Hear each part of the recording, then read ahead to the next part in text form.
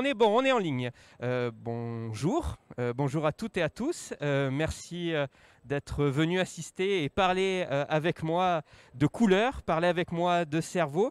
Merci à l'organisation de Scientilivre de m'avoir invité à venir vous parler de tout ça. Je vais me présenter en quelques mots. Je m'appelle Christophe Rodeau. J'ai une formation de neuroscientifique. Je me suis intéressé au fonctionnement du cerveau. J'ai fait de la recherche, de l'enseignement et maintenant j'ai quitté ce milieu pour faire ce que je fais là, aujourd'hui, cet après-midi avec vous. C'est-à-dire récupérer des éléments issus du fonctionnement du cerveau grâce à ce que l'on sait de ce fonctionnement par les recherches scientifiques et essayer de ces éléments, de les partager avec la société de manière assez générale, que ce soit là, avec le grand public, tous ensemble, discuter de ces éléments, mais aussi avec le monde de l'éducation, le monde de l'entreprise, etc., etc. Parmi toutes les activités de vulgarisation que je peux faire, j'ai un podcast qui s'appelle « La tête dans le cerveau ». Podcast, je ne sais pas si c'est clair pour tout le monde, podcast, si je fais un très gros raccourci, une émission audio disponible sur Internet. C'est un podcast donc qui parle toutes les semaines du fonctionnement du cerveau en une dizaine de minutes. Il y a un peu plus de 200 épisodes, donc autant vous dire que si un sujet vous intéresse, à un moment donné, vraisemblablement, j'en ai déjà parlé. Si je vous dis ça, c'est pas seulement pour faire ma publicité, c'est aussi pour vous dire que parfois, au niveau de ces diapos, vous allez avoir ce logo qui va apparaître avec un numéro en dessous. C'est juste pour vous dire deux choses. Premièrement, que j'ai déjà parlé de ce sujet en podcast et que donc vous pourrez aller plus loin en réécoutant cet épisode qui rentre un peu plus dans les détails. Ça, c'est la première chose. Et deuxième chose qui est plus important encore pour moi, c'est que cet épisode est associé à un article sur mon blog qui liste toutes les sources scientifiques que j'utilise pour pouvoir dire ce que je dis. C'est pour ça que je vous dis que c'est très important pour que vous ne vous arrêtiez pas à ma seule voix et à ma seule orientation du traitement de ce sujet-là, mais que vous puissiez vous-même vous faire votre propre avis sur cette question. Ok, ça c'était la première chose que je devais vous dire. La deuxième chose que je dois vous dire, je ne suis pas venu ici pour m'écouter parler. Donc ce qui va être super important pour moi, c'est qu'on puisse échanger. On a la chance d'être en petit comité, donc n'hésitez pas, vous n'avez pas de micro, c'est pas grave, je reformulerai, mais c'est super important pour moi qu'on ait cette interactivité, parce que sinon, autant que vous la suiviez à distance, parce qu'elle est enregistrée. Donc profitons de tout ça. Ok, oui, allez, on commence. Cerveau en argot, mais il y aura les liens à la fin de la projection. On est ensemble pour parler de couleurs. Qu'est-ce que sont les couleurs? Comment est-ce que notre cerveau traite les couleurs? On va essayer de voir un petit peu tout ça ensemble. Vous, comment est-ce que vous définiriez ce qu'est une couleur?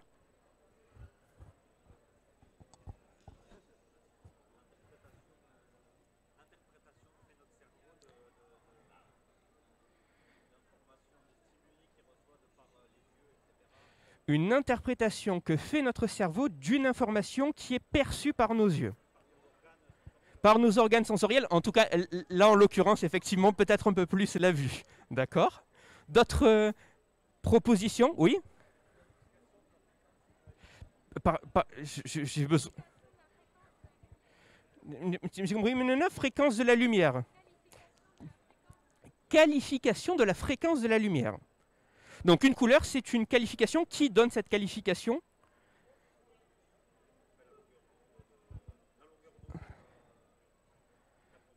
La longueur d'onde des photons qui est absorbée par l'œil, d'accord. D'autres propositions pour définir ce qu'est la lumière? Ce que sont les couleurs? Des photons. Des photons. Des photons avec une certaine longueur d'onde. Ok? Et ensuite, donc, ces photons qui ont une certaine longueur d'onde vont arriver au niveau de notre œil. Et qu'est-ce qui se passe ensuite? Ben, on est là pour ça, en fait. On veut comprendre. Il y a un moment, si on sait tout, on ne serait pas venu. Ok, d'accord, merci.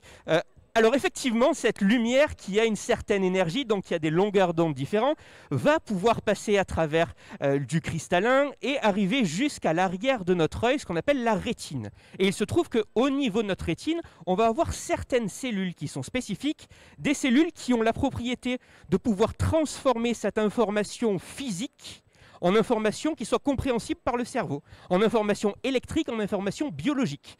Ces cellules, elles sont de deux ordres. On a deux grands types de cellules qu'on appelle des photorécepteurs, des cellules qui réceptionnent les photons. D'un côté, on va avoir ce qu'on appelle les bâtonnets, parce qu'ils ont une forme de bâtonnet. Et de l'autre côté, on va avoir les cônes, parce qu'ils ont une forme de cône. Et il se trouve que ces bâtonnets et ces cônes vont avoir un rôle différent et ne vont pas servir tout à fait à la même chose, ne pas être placés au même endroit au niveau de l'œil. Effectivement, on a ces deux grands types de cellules, mais ces deux grands types de cellules ne sont pas partout au niveau de la même concentration à l'échelle de l'œil. Là, je vais juste vous montrer peut-être le seul graphe, le graphique, peut-être le plus compliqué de tout ce qu'on va voir.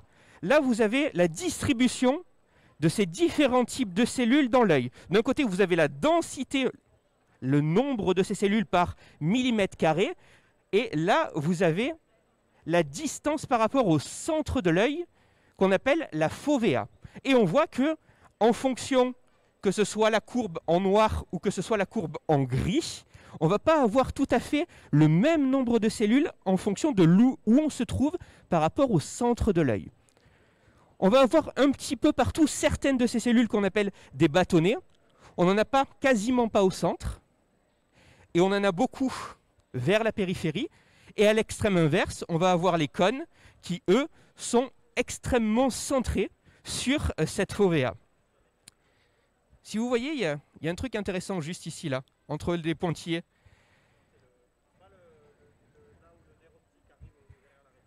C'est qu'effectivement, ici, on va avoir aucune cellule. Il y a un endroit au niveau de notre rétine, de notre œil, où on ne récupère aucune information lumineuse. Effectivement, c'est là où ces différentes cellules vont avoir des prolongements qui vont créer ce qu'on appelle le nerf optique. Et tous ces prolongements vont se concentrer à un niveau, ici, et c'est ce qu'on appelle la tache aveugle. Donc vous vous en rendez peut-être pas compte, mais en réalité, lorsque vous ouvrez qu'un seul œil, il y a un endroit qui est totalement aveugle. Un endroit où vous ne voyez absolument rien. Et je vois des gens qui acquiescent, qui clignent des yeux. Et non, on ne le voit pas, hein, ce point qui est totalement aveugle, parce que notre cerveau va recréer quelque chose. Mais c'est quelque chose qu'on peut vraiment expérimenter. Je vous invite à faire ça chez vous. Vous prenez un stylo avec un bouchon. Vous gardez bien la tête fixe. Vous fermez un œil et vous baladez toujours en gardant le regard fixé sur le même point, votre stylo, et à un moment donné, le bouchon va disparaître. Oui, il y a un endroit qui est totalement aveugle. Tout ça pour vous dire que déjà, le cerveau va peut-être jouer sur certaines de nos perceptions, va peut-être chambouler ce que l'on pense percevoir de notre environnement, qui n'est peut-être pas tout à fait ainsi. Donc revenons sur ces cônes et ces bâtonnets. Je vous ai dit que chacune de ces types de cellules, chacun de ces types de cellules allait avoir des caractéristiques bien spécifiques. Déjà, je vous ai dit qu'ils n'étaient pas tout à fait au même endroit au niveau de la rétine, ça c'est la première chose. Et la deuxième chose, c'est qu'ils vont avoir chacun, les bâtonnets et les cônes, des caractéristiques qui vont être spécifiques. Les cônes, par exemple, ce sont des cellules qui sont assez lentes. Elles demandent un certain temps pour s'imprégner de l'information et la traiter. On peut très rapidement s'en apercevoir lorsque, par exemple, on passe d'un endroit qui est extrêmement éclairé à un endroit qui est bien plus sombre. Là, ça va nous demander un certain temps pour que nos yeux s'habituent. C'est parce que justement, ce sont ces bâtonnets qui vont rentrer là en jeu. Et ils sont lents. A l'inverse, on verra tout à l'heure que les cônes, eux, sont beaucoup plus rapides. C'est pour ça qu'on peut être ébloui lorsqu'on sort, mais très rapidement, on va réussir à s'accommoder de cette situation. Ça, c'est la première caractéristique. Ces bâtonnets sont lents. La deuxième caractéristique, ils fonctionnent à faible luminosité. Lorsque vous êtes dans la pénombre, l'environnement autour de vous est peu éclairé, c'est surtout vos bâtonnets qui vont rentrer en jeu. Et La dernière chose, la dernière caractéristique de ces cellules-là, c'est qu'elles participent à la vision périphérique. Tout ce qu'il y a, pas là où votre œil s'attarde et se fixe, mais tout ce qu'il y a autour de ce point de fixation. Ces bâtonnets sont notamment extrêmement importants pour une vision qui est une vision en noir et blanc. Lorsqu'il est tard, le soir, qu'il y a peu de luminosité, que c'est très périphérique dans votre champ de vision, c'est surtout les bâtonnets qui vont travailler. À côté de ces bâtonnets, on a une autre classe de photorécepteurs, on en a parlé tout à l'heure, les cônes. Les cônes, eux, vont avoir d'autres caractéristiques qui sont assez diamétralement opposées aux caractéristiques des bâtonnets. Les cônes vont être des cellules qui sont bien plus rapides. C'est ce que je disais tout à l'heure, lorsque on va passer d'un endroit peu éclairé à un endroit très éclairé, on va être ébloui, mais cet éblouissement va durer beaucoup moins longtemps que lorsqu'on passe d'un endroit sombre d'un endroit clair à un endroit sombre. On est bon? Oui, oui, oui. Lorsqu'on passe d'un endroit clair à un endroit sombre, il nous faut un certain temps parce que ce sont les bâtonnets qui travaillent, ces cellules qui sont un peu lentes, alors qu'à l'inverse, lorsqu'on passe d'un endroit sombre à un endroit clair, là, ce sont surtout les cônes qui vont travailler et ce sont des cellules qui sont bien plus rapides. Comme je le disais tout à l'heure, elles sont opposées aux bâtonnets parce qu'elles vont travailler à luminosité importante. Et là, on peut commencer déjà à parler de couleurs. Là, on voit, on perçoit des couleurs. Mais lorsqu'il est tard, lorsque la luminosité est assez basse, la perception des couleurs, elle est un peu plus complexe. Pourquoi? Parce que, justement, ces cônes ne travaillent pas tellement. C'est surtout les bâtonnets qui, eux, ne codent pas réellement les couleurs. Et la dernière caractéristique de ces cônes, c'est qu'ils vont participer à la vision précise, extrêmement précise. Là où votre œil s'attarde, là où votre œil s'arrête, c'est surtout vos cônes qui vont fonctionner. Il y a une autre subtilité avec les cônes, c'est qu'en réalité, il n'existe pas un seul type de cône, il existe 3 types de cônes qui vont être légèrement différents. Parce qu'en réalité, dans chacun de ces cônes, on va avoir une molécule qui va être sensible à certaines longueurs d'onde. On en parlait tout à l'heure, ces longueurs d'onde qui caractérisent les couleurs que l'on va pouvoir percevoir. Et bien, il s'avère que ces cônes, chacune de ces familles de cônes va être sensible à une longueur d'onde différente. Pourquoi? Parce que chacun de ces types de cônes va être constitué et va pouvoir produire certaines molécules qui réagissent à cette longueur d'onde.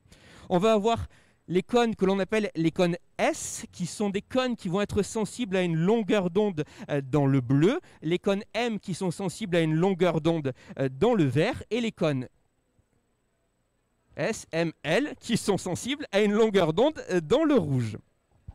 Et c'est comme ça que, grâce à ces différents cônes, on va pouvoir coder en fonction du fait qu'ils soient plus ou moins activés, que les rouges soient plus activés, un peu moins les verts et un peu plus les bleus. Grâce à ce subtil mélange des différentes cellules qui sont activées, on va pouvoir encoder une valeur très précise et c'est comme ça qu'on partirait sur une couleur. Ouais.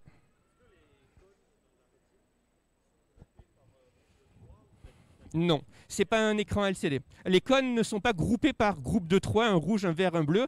Contrairement à ce qu'on peut voir sur les écrans LCD.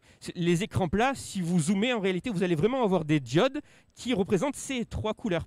Et justement, c'est ce groupement bien précis. Et non, ce n'est pas juste des paquets qui vont être une microstructure. C'est quelque chose qui peut être un peu plus compliqué que ça. Alors, la distribution des cônes et des bâtonnets, on l'a vu. Ça va surtout être ce qui va être important pour la distribution des cônes et des bâtonnets au niveau de la rétine. Ça va être, voilà, c'est surtout en fonction de si on s'éloigne plus ou moins du centre de la rétine. Pour ce qui est de la distribution des cônes et du fait qu'ils vont être plus ou moins en nombre à certains endroits plutôt que d'autres, ben ça va dépendre de plusieurs facteurs et notamment de certains facteurs génétiques. Et on va très vite arriver à parler de génétique parce que lorsque on essaye de percevoir une couleur, ben on va avoir besoin d'un petit peu tout ça. Je vous ai dit qu'en réalité, les couleurs, elles étaient perçues par les cônes parce qu'on avait du rouge, on avait du bleu et on avait du vert. Sauf que c'est un peu plus subtil que ça, parce que les bâtonnets sont extrêmement importants aussi, notamment pour les contrastes. Donc, on va avoir besoin de l'ensemble de ces cellules, l'ensemble de ces photorécepteurs, pour pouvoir percevoir le monde de la manière dont il est. C'est même plus compliqué que ça, parce que des études montrent aussi que les bâtonnets et d'autres cellules autres que les photorécepteurs, que les cônes, pourraient aussi, dans une certaine mesure et dans certaines circonstances, participer au codage des couleurs. Donc en fait, on est déjà bien plus compliqué que seulement le noir et blanc et les trois couleurs primaires. Ah non, on est sur quelque chose de beaucoup plus complexe. Et si je complexifie encore un peu plus, il s'avère que il semble que chez certaines personnes, il existe un quatrième cône différent. Très petit nombre, surtout essentiellement des femmes. Mais oui, il semblerait que la tétrachromie soit possible chez certains individus humains. Ça existe chez un certain nombre d'espèces, notamment des espèces d'oiseaux, des espèces d'insectes. Mais là, ça serait vraisemblablement possible. On a documenté un cas clinique d'une personne qui semblait bien avoir un quatrième type de cône. Ça, c'est si on reste vraiment au départ, au démarrage. On pourrait se dire que c'est assez simple, percevoir les couleurs, c'est juste ça. On a une longueur d'onde qui a une certaine énergie qui arrive à nos yeux. En fonction de cette énergie, elle va activer plus ou moins des cônes rouges, des cônes bleus et des cônes verts. Et en fonction de cet assemblage d'activation, ça va coder une couleur qui va arriver au cerveau. Sauf que là aussi, c'est un peu plus complexe que ça. Un peu plus complexe que ça parce que est-ce que nous percevons tous les couleurs de la même façon? Je vais même simplifier le problème. On part du principe qu'on n'est que des trichromes ici. Est-ce qu'on perçoit tous toutes les couleurs de la même façon? Non, effectivement, on ne perçoit pas toutes les couleurs de la même façon parce que déjà, vraisemblablement ici, il est possible que certaines personnes n'aient pas un fonctionnement optimal de l'ensemble de ces trois cônes. Si on se représente le spectre visuel des différentes couleurs que l'on peut percevoir grâce à la combinaison de ces trois cônes, il s'avère que chez certaines personnes, il peut y avoir une anomalie du fonctionnement de certains de ces cônes qui vont entraîner une anomalie de la perception des couleurs. C'est classiquement ce qu'on en appelle le daltonisme, daltonien. Si on veut avoir le mot scientifique, on dirait dyschromatopsie. Oui, c'est ça. Non, dyschromatopsie. Non, c'est ça, dyschromatopsie. Donc, mais on va appeler ça daltonisme. Hein, parce qu'en réalité, si on veut être précis, le daltonisme, pourquoi est-ce que ça s'appelle daltonisme? Oui, parce qu'on a un physicien qui, à la fin des années 1700, s'est rendu compte qu'il avait un problème dans la perception de certaines couleurs. Il a publié sur ce phénomène-là et ça a pris son nom, le daltonisme. Bon, revenons. Donc effectivement, on peut avoir une altération du fonctionnement de certaines de ces cellules. Il s'avère que chez certaines personnes, on peut avoir les cônes qui codent pour les longueurs d'onde dans le bleu qui vont subir une anomalie de fonctionnement. C'est ce qu'on appelle la tritanomalie. La tritanomalie. La tritanomalie, c'est une mutation au niveau des gènes qui vont entraîner une altération du fonctionnement de ces cônes bleus. Et donc, ce que je vous ai mis à chaque fois, c'est le spectre qui est vu par ces personnes. Et donc, on va avoir une altération, surtout ici, dans cet amalgame, lorsque on va être dans des longueurs d'onde qui vont mélanger un petit peu ce vert, qui vont mélanger un petit peu ce jaune. On va avoir une altération dans ces gammes de fréquences. Vous imaginez bien que s'il y a ce qu'on appelle une tritanomalie qui altère juste le fonctionnement de ces cônes, c'est qu'il y a aussi des formes plus graves où là on a une absence totalement de ces cônes bleus. Et là, le spectre de couleurs est un peu plus altéré. Là, clairement, on n'est plus du tout. Et alors, tritanomalie, ça veut dire juste une anomalie qui concerne le troisième des bâtonnets. Le troisième des cônes. Là, c'est plus une tritanomalie, c'est une tritanopie. On a perdu ce troisième cône, qui est le cône bleu. Et on va avoir exactement la même chose pour les autres types de cônes. Lorsqu'on va avoir une anomalie des cônes qui codent le vert, on va avoir là aussi une modulation qui va se trouver par ici et aussi par ici. Et c'est encore bien plus flagrant lorsque on passe de ce qu'on appelle la deutéranomalie, le deuxième du coup, lorsque cette fois-ci ce n'est pas une deutéranomalie mais une deutéranopie, qu'on a perdu ce cône vert, là on est encore sur une modification d'un ordre bien plus important. Et le dernier, vous imaginez bien que on peut avoir une altération des cônes qui codent pour le rouge, et là c'est ce qu'on appelle la protomalie, premier. Et on peut avoir exactement la même chose avec une absence totale de ces cônes rouges, qui est une protanopie.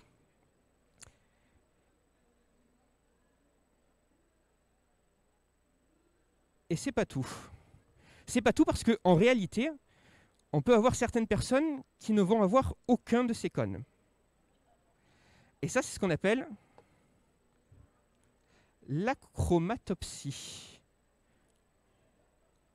Une vision en noir et blanc, en contraste. Ce ne sont que les bâtonnets qui vont rentrer en ligne de compte, qui vont rentrer en fonctionnement. Et autant vous dire que là, on est sur un cas qui est bien plus important que seulement une perte de détection des couleurs, puisque les cônes participent à la vision qui est la vision focale, la vision précise. Donc lorsqu'on n'a plus de cônes, ça devient très très compliqué.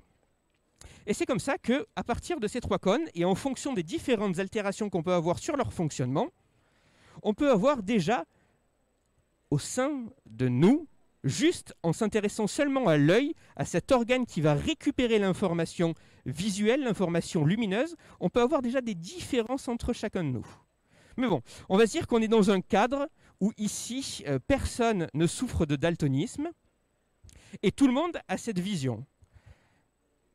Et la question maintenant est, est-ce que si aucun de nous n'est daltonien, on perçoit tous le spectre de la même façon? Si je vous montre cette couleur, comment vous la caractériseriez? Bleu comme le ciel?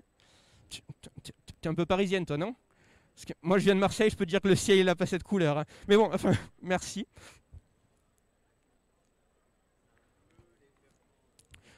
Ouais, un bleu qui tire un petit peu sur le gris.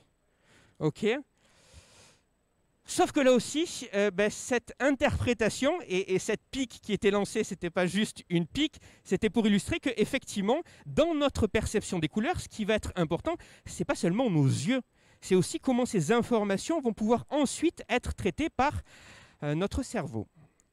Parce que notre cerveau va pouvoir biaiser, va pouvoir modifier cette appréhension des couleurs, et des études tendent à montrer qu'en fonction de nos souvenirs, de nos connaissances, de l'environnement dans lequel nous avons grandi, on ne perçoit pas les couleurs tout à fait de la même façon.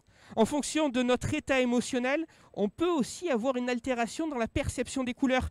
Et en fonction du contexte dans lequel on voit une couleur. Exemple, vous voyez ce dégradé ?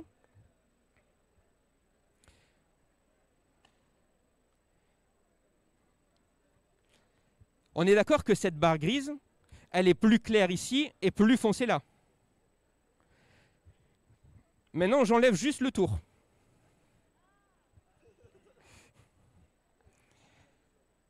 C'est exactement la même. Hein.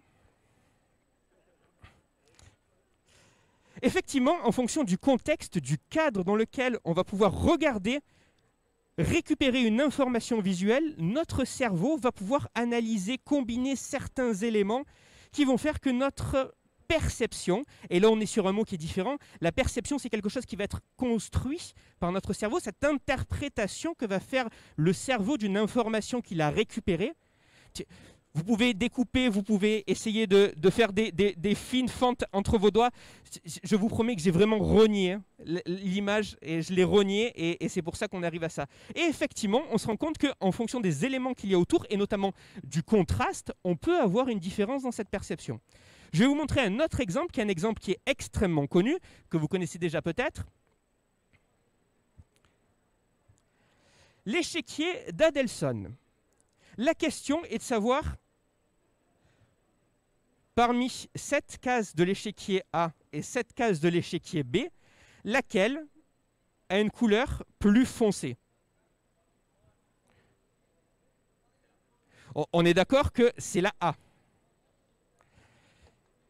Ce que j'ai fait sur la diapo qui suit, j'ai juste placé un carré entre les deux, un rectangle entre les deux, en prenant la couleur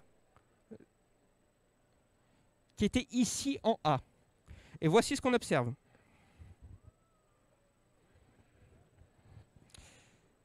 Ici et ici, c'est exactement la même couleur.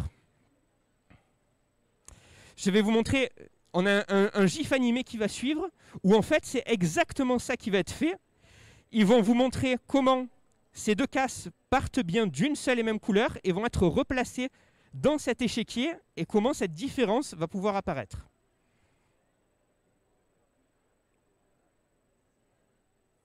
Le contexte.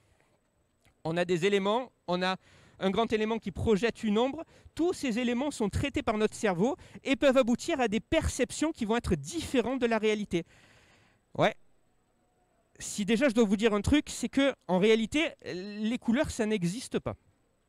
Puisque, en fait, c'est juste une onde électromagnétique que notre cerveau traite et va dire, OK, ben on va dire que cette perception-là, on va appeler ça bleu.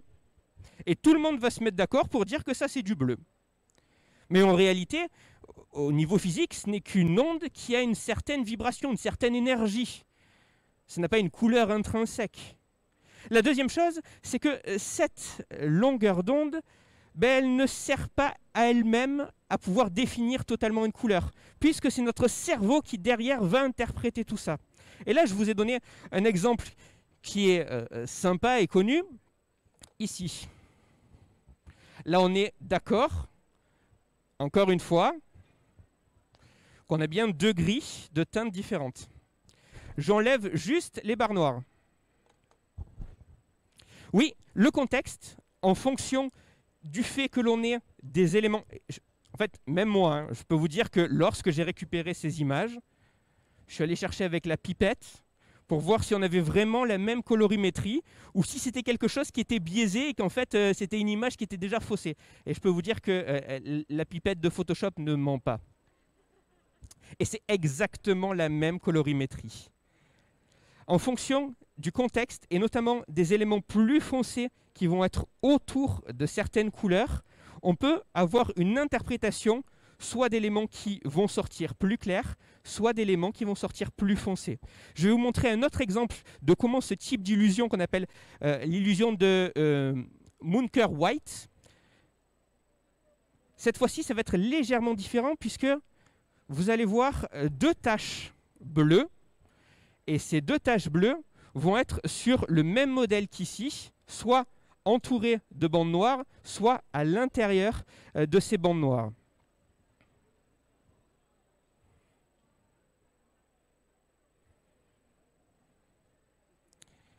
On est sur un seul et même bleu, ici. Pourtant, lorsqu'ils sont là, on dirait quand même que lui, il est bien plus clair.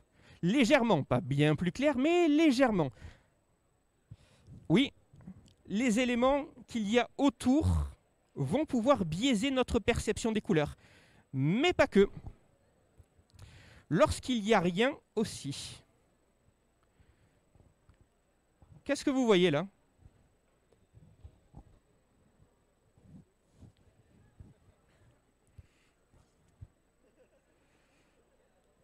Est-ce que vous ne voyez pas une zone ici, là, un peu plus claire, comme s'il y avait une espèce de projecteur à ce niveau-là? On va lever les ronds les uns après les autres. Il n'y a rien. Oui, notre cerveau va pouvoir aussi compléter. Autre exemple. Qu'est-ce que vous voyez sur cette photo? Des rayures. Jusque-là, on est d'accord. Est-ce qu'elle a quelque chose de particulier, cette photo? Si je vous dis que cette photo est en noir et blanc, sans les rayures, hop, cette photo est comme ça. Ici, c'est des seules rayures qui ont été ajoutées. Et notre cerveau va compléter et nous donner vraiment l'impression que là, quand même, on a une teinte de peau Hein, c'est pas juste du noir et blanc. Eh ben non, c'est vraiment du noir et blanc. Vous pouvez vous approcher. Est-ce que quelqu'un veut venir vérifier et dire c'est du noir et blanc? Oui, effectivement, vous pourrez regarder, zoomer sur ces photos, ce n'est que du noir et blanc.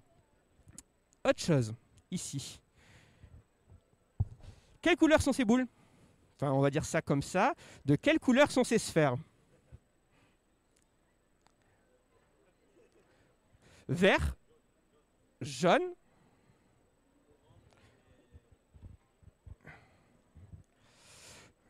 ouais, il y en a certaines qui sont un petit peu dans des teintes de bleu, d'autres qui sont peut-être dans des teintes un peu de jaune vert, et d'autres un peu dans des teintes un petit peu qui tirent vers le rouge. Là aussi, hein, ces boules, ces sphères sont toutes marron. Je vous montre avec, et on va lever, sans.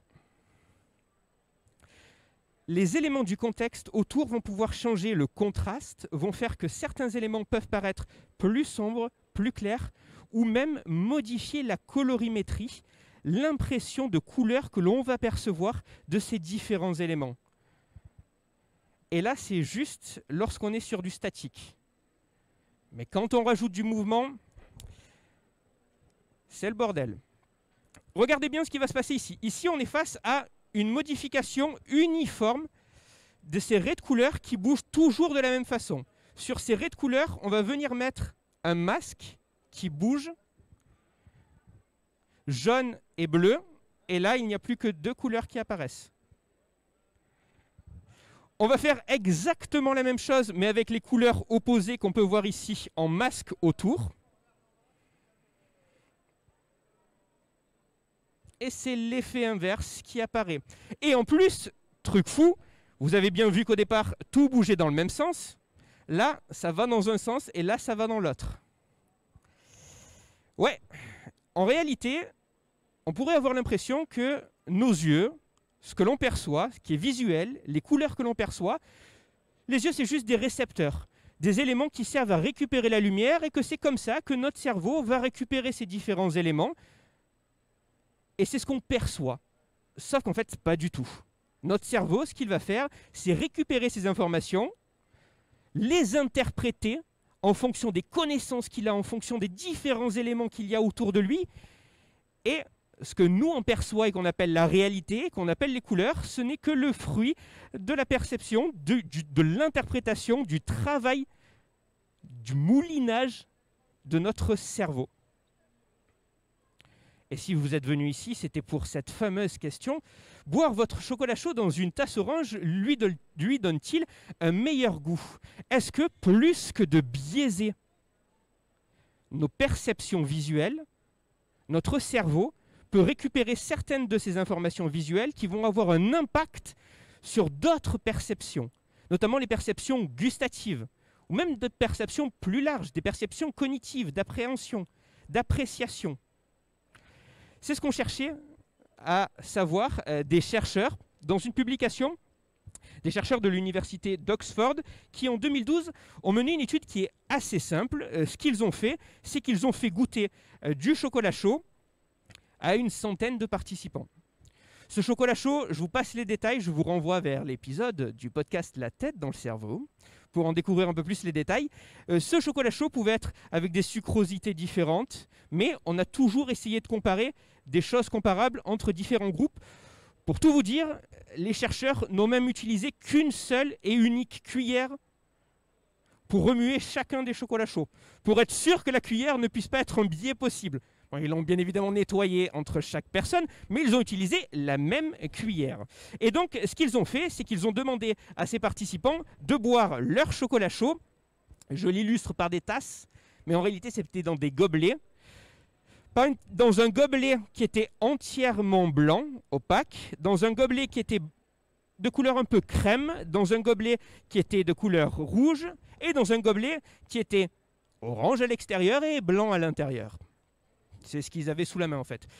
Et donc, ils ont ensuite demandé aux participants, après avoir bu leur chocolat chaud, présenté avec le même niveau de sucrosité, avec la même température, à quel point ils appréciaient plus ou moins un certain nombre de critères qui correspondaient à ces différentes, à cette boisson.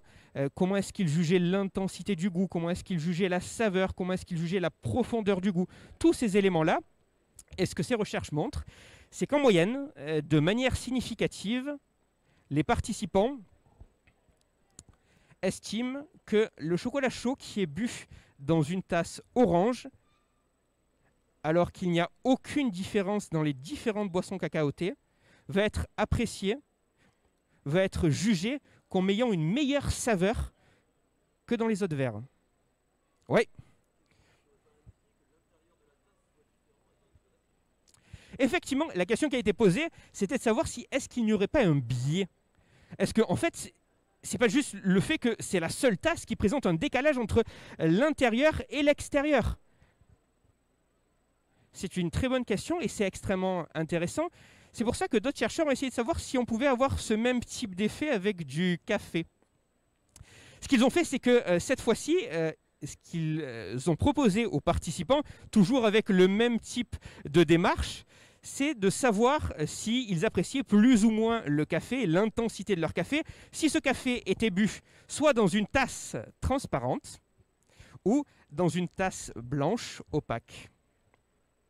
Donc là, on est sur des caractéristiques où justement on ne fait pas varier l'intérieur et l'extérieur, et la seule chose qu'on fait varier, c'est l'opacité en fait. La matière peut-être aussi. Parce que je ne vous dis pas tout et je vous laisserai découvrir aussi dans cet épisode de mon podcast qu'en réalité, il y a même eu d'autres études où ils ont essayé d'aller un petit peu plus loin pour être sûr que ça ne venait pas seulement de la matière, mais le fait que ce soit transparent ou le fait que ce soit blanc, est-ce que ça pouvait avoir un impact? Et la réponse est oui. En moyenne, les personnes vont avoir une meilleure appréhension, vont préférer le goût du café qui est servi dans une tasse blanche, qui est différente de la tasse orange pour le chocolat. Est-ce que ça ne serait pas culturel? Très très bonne question. Est-ce que ça ne serait pas culturel? Est-ce qu'en fait, ce n'est pas juste quelque chose qu'on assimile? Eh bien, c'est très intéressant parce qu'en réalité, cette étude a été faite à la fois sur une cohorte d'Américains et sur une cohorte de Japonais. Eh ouais, sympa, hein. Putain, on dirait qu'on a préparé la conférence ensemble. Et effectivement, ils observent de légères différences, mais il semble quand même y avoir un effet de cette couleur de la tasse.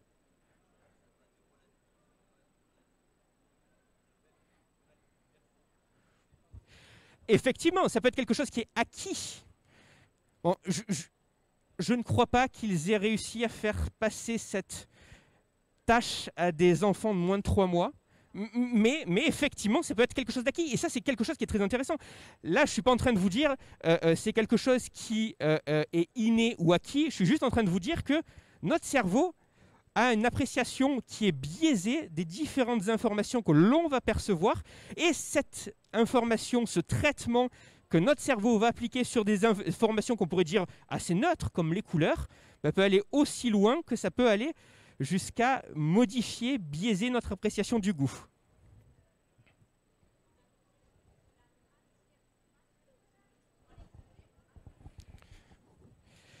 Dans les gobelets, le matériau était vraiment identique. Est-ce qu'on a tenu compte, je répète pour ceux qui sont à distance, est-ce qu'on a tenu compte du matériau? Savoir si effectivement, et je vous remercie, hein, on a préparé cette conférence à 3, il faudrait croire, parce qu'ils ont mené une deuxième étude. Et en fait, ce qu'ils ont fait, c'est qu'au lieu d'utiliser une tasse ici, purement en verre, et une tasse en céramique, ils ont utilisé une tasse en verre et une autre tasse en verre sur laquelle ils ont mis une bague blanche. Donc on était vraiment sur la même matière, le même type de tasse, on a juste mis de la couleur. Alors après, c'est extrêmement intéressant. Il y a plein de choses qui pourraient potentiellement jouer. Là, on est vraiment sur quelque chose d'assez large pour dire, oui, de manière aussi folle que ça puisse paraître, la couleur du contenant dans lequel on va consommer nos boissons, consommer nos aliments, peut peut-être avoir un impact sur l'appréciation gustative qu'on va en avoir. J'ai parlé de chocolat chaud, j'ai parlé de café. Je n'oublie pas les amoureux de thé. En faisant cette conférence, je n'avais jamais encore parlé de thé. Et je suis tombé hier sur une super étude, donc je vous encourage à vous abonner au podcast pour que dans les semaines qui suivent, vous puissiez apprendre un peu plus en détail les résultats autour de cette étude. Mais il semblerait qu'effectivement, là, pas la couleur, mais la forme de la tasse puisse jouer un rôle sur l'appréciation de ce thé. Ensemble, nous avons parlé de couleurs. De couleurs, et j'espère que j'ai créé une explosion dans votre cerveau en vous disant plusieurs informations. La première chose, c'est que les couleurs, en réalité, ça n'existe pas. Les couleurs, ce n'est qu'une interprétation que fait notre cerveau de certaines informations physiques. La première chose. La deuxième chose, c'est que cette interprétation peut être plus ou moins différente entre chacun de nous, qu'on ait certaines pathologies ou même sans avoir certaines pathologies, et que cette information, elle peut même biaiser notre appréciation, biaiser, modifier, impacter l'appréciation, le traitement fait par d'autres sens, comme le goût, lorsqu'il est question du chocolat chaud ou lorsqu'il est question du café. Je vous remercie. Bien évidemment, il va y avoir, on a plein de temps encore, enfin plein de temps, tout est relatif pour un peu de questions.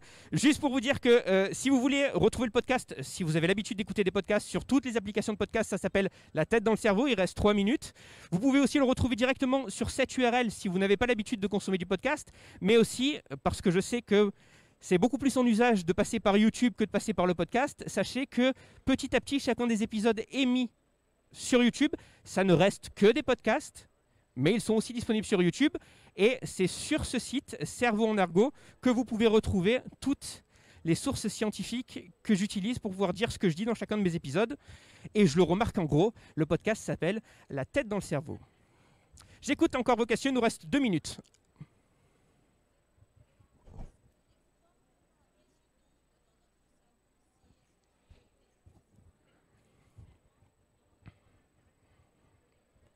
Alors effectivement, la question était de savoir si les formes peuvent être impactées, peuvent être traitées, peuvent entrer en interaction. J'ai absolument pas détaillé le traitement qui se passe au niveau du cerveau. Une fois qu'on a passé les photorécepteurs, on va avoir une information qui va cheminer par plus ou moins de relais jusqu'au niveau du cortex occipital qu'on appelle le cortex visuel primaire, et cette information va ensuite être dispatchée dans tout un tas d'autres régions cérébrales qui traitent un nombre d'informations extrêmement important. Est-ce que ce sont des couleurs? Est-ce qu'il y a du mouvement? Est-ce qu'il y a des formes? Est-ce que ce sont des visages? Toutes ces informations vont être prises en charge, vont être prises en compte et vont entraîner un traitement qui va être un peu plus élaboré. À savoir si les formes peuvent avoir un impact, ben là c'est quelque chose qui est très intéressant parce que notamment ce qui a pu être montré, c'est que les lignes, l'alternance de lignes et notamment de lignes plus sombres peut avoir une interaction sur la perception des couleurs, et c'est ce qu'on a vécu ensemble, notamment lorsqu'on a vu ces 2 ronds qui étaient un plus clair et l'autre plus foncé.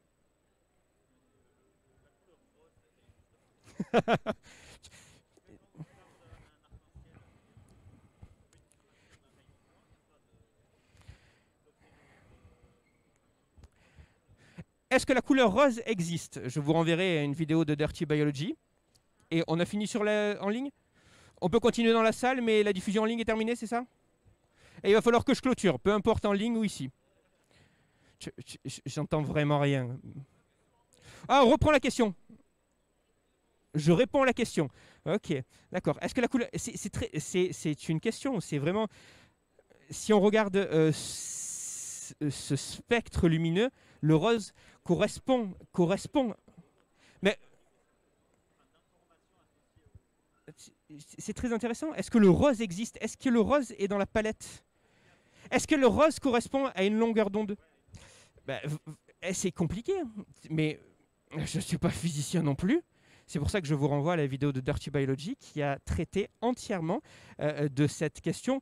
Mais de toute façon, toutes ces variations de couleurs, déjà, il faut savoir qu'elles nous sont un peu propres et que vraisemblablement, comment est-ce qu'on définit que quelque chose existe ou pas?